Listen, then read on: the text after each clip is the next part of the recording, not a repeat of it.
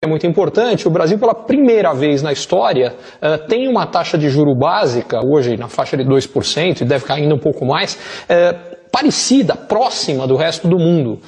E isso explica porque a Bolsa está subindo, ainda que com todos os problemas que continuam existindo no Brasil. Isso explica que no mês passado a oferta de crédito imobiliário no Brasil foi a maior da história. Isso nunca aconteceu no meio de uma crise. Isso explica que a gente está tendo mais investimentos do que nunca em venture capital e investidores anjos, investimentos em startup, em novas empresas, em inovação. Normalmente, quando a coisa fica feia, esse investimento some.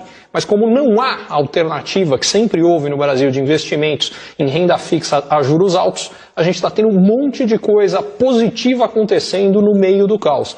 Pelo menos na economia são notícias muito importantes. Bom, eu estou surpreso, você deu uma pilha de notícias positivas e surpresas.